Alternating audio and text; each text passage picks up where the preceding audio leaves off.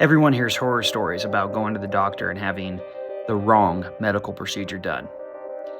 In Kansas in the 1930s, there was one doctor willingly performing suspect operations. Today on Sinister Kansas History, we're going to talk about the goat gland doctor himself, John R. Brinkley.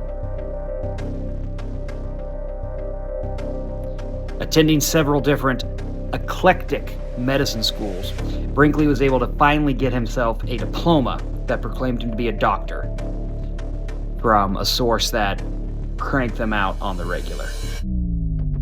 While looking for new work, Brinkley found an advertisement in a newspaper calling for a new doctor to be moved to Milford, Kansas. Brinkley jumped at the opportunity and began establishing his new practice.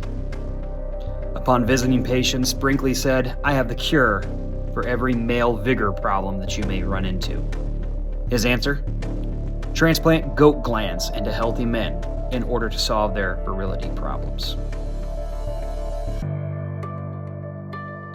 For $750, Dr. Brinkley would perform the operation to give you goat glands and to make you healthier in the male regions. Brinkley became so wealthy at doing this, he bought one of the first radio stations in Kansas and began broadcasting, talking about his miracle cure and the other cures that he could give people if only they sent him money or went to one of his affiliates. Eventually, the state had enough. The American Medical Association of the state revoked his medical license and his license to operate a radio station.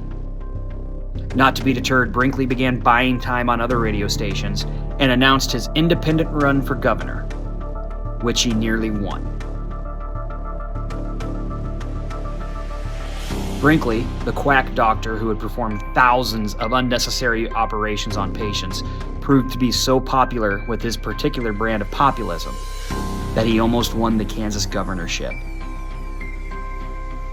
After running again as another independent 4 years later, Brinkley decided to move down to Mexico, where he pioneered broadcast blasting radio stations.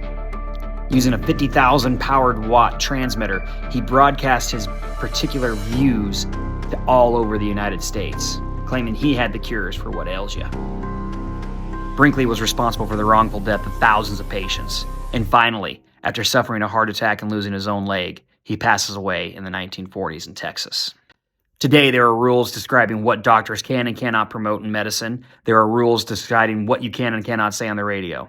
And John Brinkley in the state of Kansas is the reason we have that. That's it for today's dose of Sinister Kansas History. More coming soon.